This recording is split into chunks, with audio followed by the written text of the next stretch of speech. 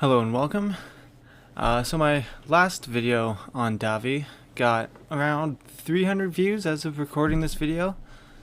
And I just want to thank anyone that watched that and, my couple new subscribers. Hello.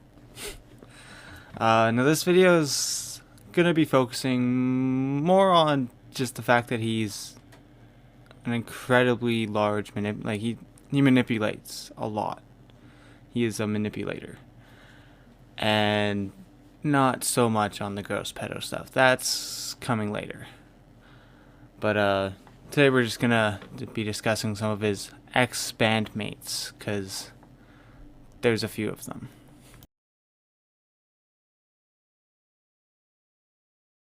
So Christopher Mongillo and Rebecca Fugate, I'm butchering these names. Anyways, they're the ones who started the band with Dahvie, and they recorded the first album and self-released it with him, but they had to leave because they were unable to tour. I couldn't really find anything past that, but he then quickly replaced them with Garrett Ecstasy, another fantastic name.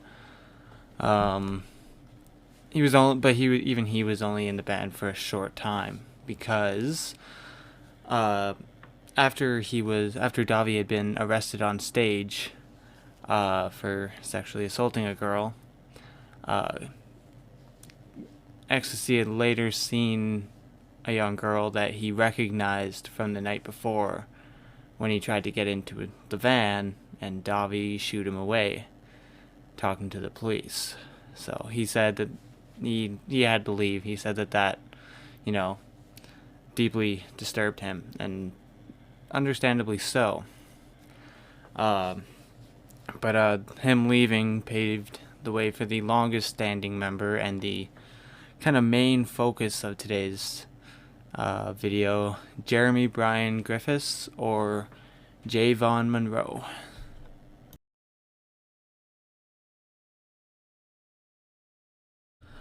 So a lot of the information I will be talking about today was in a statement that Jay actually gave back in 2016. It's the most I've seen him talk about it, I guess. But it's a fairly long statement, so I'm not going to be going through the whole thing, but I will put it in the description so you can find it and read it if you would like. So he joined the band in 2009 when he was 18 and Dahvie was 25, which, it is a little weird, but knowing Dahvie's tendencies, but not that weird looking from the outside in a band, I guess. But for the first few years of touring and working with the band, he didn't receive payment, an actual payment, like money. Instead, Dahvie insisted on becoming more of a caretaker. Paying his cell phone and his rent and his car insurance and everything else. And this caused, obviously not being paid like an actual employee should be, led him to be incredibly broke all the time, which meant he was never able to go home and see his family. And he also, so that, drove a wedge between him and his family and his other friends from home, which it ended up making Jay depend on Dahvie 100% for survival. And that's exactly what Dahvie wanted, because he is a gigantic manipulator. He didn't want Jay to realize that Dahvie is a shit person and he needed to get away from him. So I think it really shows how manipulative Dahvie could be is when Jay talks about how even like how Dahvie would make Jay dislike and like push away from any bands or anyone that even tried to call Dahvie on his bullshit. So I mean that limits Jay's ability to be able to have a career in the scene without Dahvie. It sounds like Jay really started to realize how toxic and shitty Dahvie was around 2014. He says around this time, Dahvie started getting very creatively constrictive, and after a dip in sales because streaming platforms had started to become prominent, and he just panicked, and so he made just an executive decision to pretty much just go back to the old nasty sexual gross shit that he originally wrote. And Jay wanted to continue. I mean, Jay felt like that pretty much destroyed any progression they had maybe made. I mean, I haven't really listened to all that much of it because I think it's shit.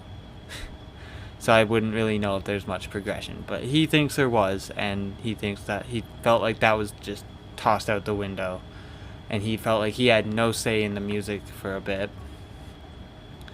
And I mean, he was 18 when he first joined the band. So I mean, singing those kind of sexual lyrics to other teenagers, he didn't feel that weird. But at this point, he was what, like early 20s. He felt gross and really weird, as you would, as a normal person should, singing that kind of lyric to the fan base he knew he was singing to. But Dahvie just insisted on, the nasty, gross lyrics. So around this time, Jay started to get kind of tired of not actually getting paid. So he had convinced Dahvie, after, probably pretty much fucking begging, just knowing Dahvie anyways. I don't know that for sure. But he had to convince Dahvie to pay him.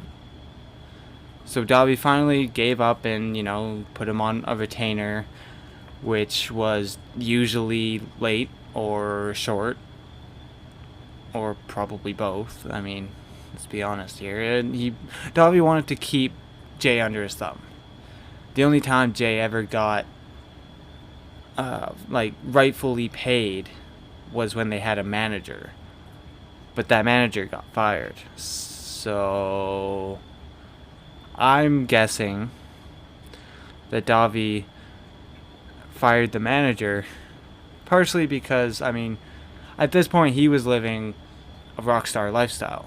While Jay had nothing, Dahvie was buying cars and flying girls out and, just living that rock star lifestyle, while his bandmate had nothing. And that's really gross to me. I mean, it's already incredibly hard to be a musician, especially around, the kind of core scene, I guess, is what they were kind of close to, I guess. I wasn't really that big into the scene at the time they were big. So anyways, Jay also had to convince Dahvie to let him work independently to be able to survive, which is also super scummy. But Jay later got super sick and ended up being diagnosed with HIV, and obviously needed to be put on medication and treatment and change his lifestyle a bit or a lot.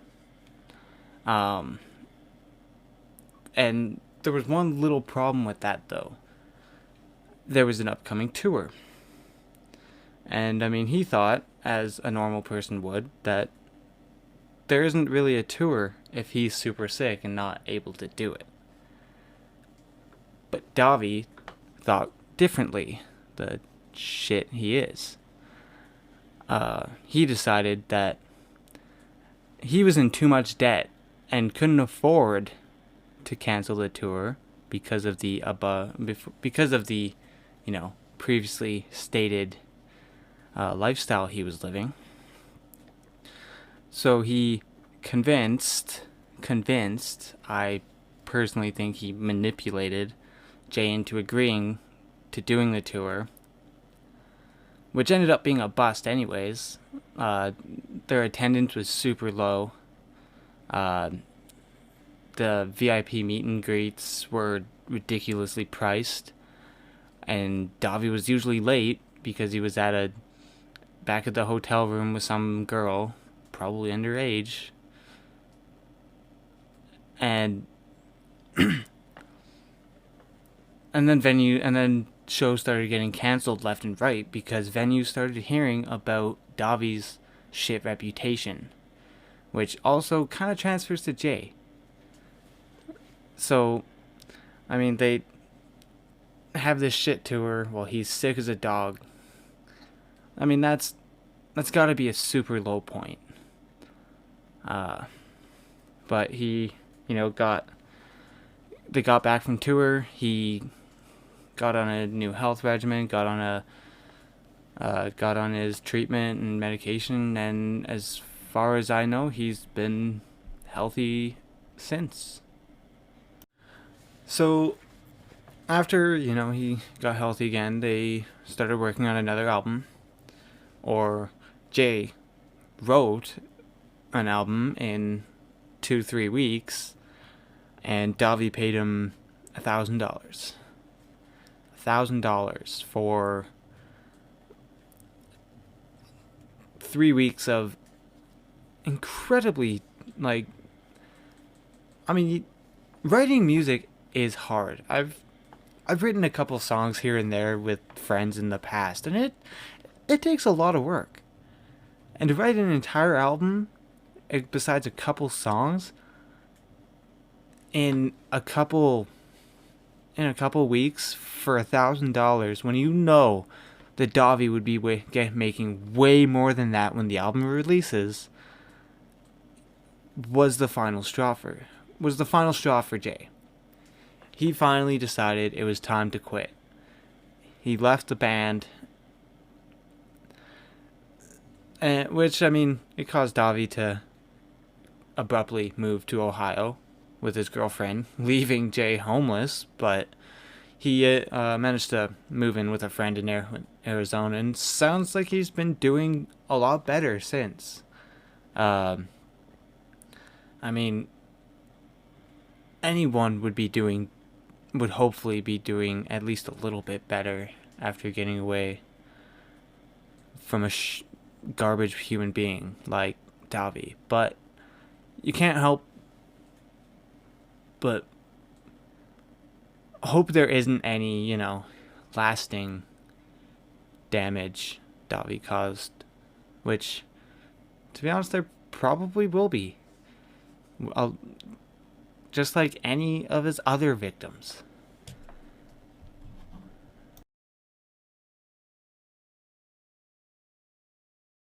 So after Jayy left, Dahvie's then girlfriend, Fallon Vendetta, another name. These names, at least the names are good, right? And they released a couple albums and some singles, and they did their thing for a couple years, all while Dahvie was using Jayy's illness for sympathy from fans, not telling them the actual reason Jayy left, but telling everyone that he left due to his illness, which is 100% not the story when you look into it. Um, but even she left shortly after the second album with him. I couldn't really find a reason why. I'm assuming they broke up because he's a piece of shit. I don't know.